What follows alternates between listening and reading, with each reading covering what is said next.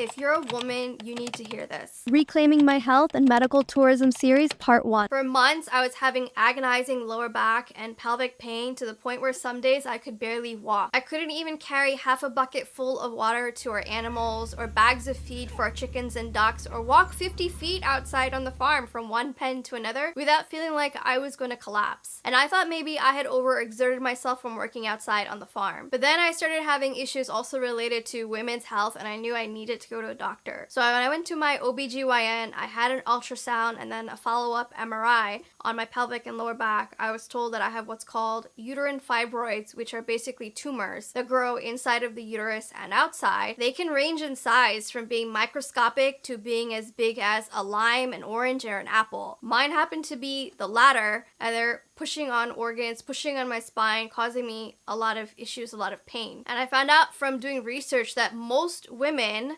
before menopause do have fibroids at some point. Most of us don't know that we have them until they grow big enough, after years usually of growing, to the point where they're causing us so much pain and so many issues, as well as really painful monthly cycles and issues with fertility and pregnancy. So when I went to my OBGYN and I had that initial ultrasound where she told me that I have fibroids, she said I could either do one of three things. I could either have surgery on my uterus to remove the fibroids, or birth control to help manage the fibroids, or right now take some really strong pain medications to help alleviate all the symptoms that I was having. Now, I'm in my mid-30s. My husband and I want to have kids. When I was told that I should have surgery on my uterus, I broke down that moment at the doctor's office. I left the building crying. I left in tears, and the whole ride home, half an hour home, I was crying. And I kept crying every day for weeks just thinking about the idea, but I refused to accept those as my only options, and I started to go down the rabbit hole of doing research and looking into what are some holistic methods that I can practice, what are some things that I can do at home to at the very minimum help alleviate the pain instead of being hooked onto pain medications. And within 2 weeks, I completely changed my lifestyle, I changed my diet, I changed my sleep routine, I started taking supplements for women's health and helping to balance